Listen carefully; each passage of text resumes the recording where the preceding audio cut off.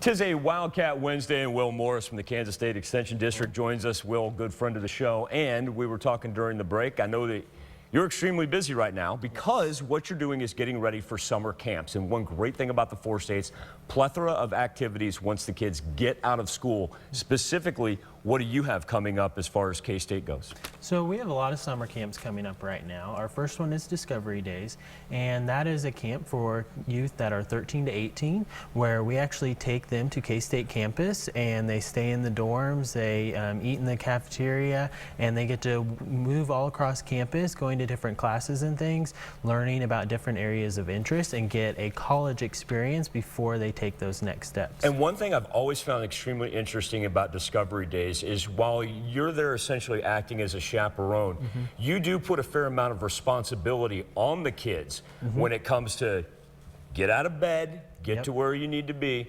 What is that maturation process like for them as they go, okay, one of these days I'm going to be out on my own?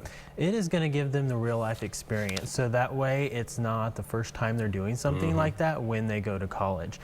For some of these kids, it's their first time away from home in that sort of sense for a few days. So it's really helping to prepare them for what their first step into adulthood is going to be like. That's 13 to 18. That's our first big one we got coming up. Then as we progress through the summer, what other age groups do we encompass? We have another camp which is called Sunny Hills. It's at Rock Springs 4-H Center, and that is for youth who are 3rd grade through 7th grade, and that is your traditional camp experience where they are getting to ride horses, go canoeing, shoot archery, all sorts of crafts, swimming, all camp activities that they get to do and be a part of, as well as taking those steps into being a little more independent and getting to know other youth from across the state. How long does that last? So that is about 4 days long. Okay. So it is a good chunk of time. I've been out to Rock Springs. I've had the privilege to see its natural beauty. How would you describe it to a parent?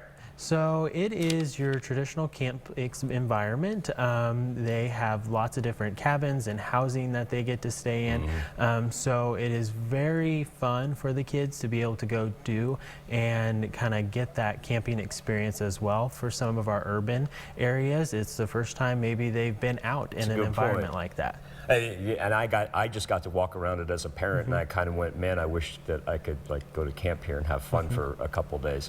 All right, well, now I understand we got there's 4 that we want to hit on. So that's 2 of them. Our Greenbush camp, which we actually do at Greenbush you want to talk about a tremendous partnership. Yes, it is. And so we actually do that for our 7- and 8-year-olds that are involved in 4-H, and it is an overnight camp that is kind of their first step into getting them to branch out and be away from home and prepare them. And then we also have some local camps. We're doing some more STEM camps this summer that are day camps locally, and sewing camps and things like that. What's it like for some of those kids? Because you talk about that 7 to 8-year-old time frame, and I know they're in a great shape, but I bet you for some of them it's the first time they've done a sleepover. It is, and so sometimes the parents may be more worried about them being overnight than the kids actually are, but it is a first time for a lot of them, and they love it. As far as the work that you put in with Greenbush, what is that partnership like between having such a great educational center here in the 4 states and the 4-H extension aspect of it? It is a great partnership because we get to utilize both our skill sets and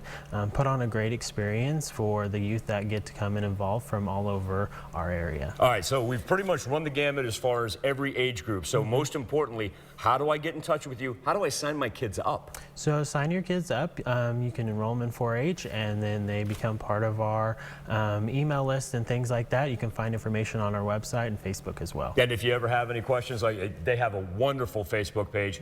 And if you ever have any questions, don't ever hesitate to call one of the office numbers that you see right there on your screen. You can ask for Will, you can ask for anybody at any office that you call. They're going to hook you up, and take advantage of these wonderful summer camps that the Extension office puts together. Will, I want to thank you for joining us. I know that you are busy setting up the camps. Which one are you working on? Discovery Days right now? We're working on Discovery Days. That's the first one?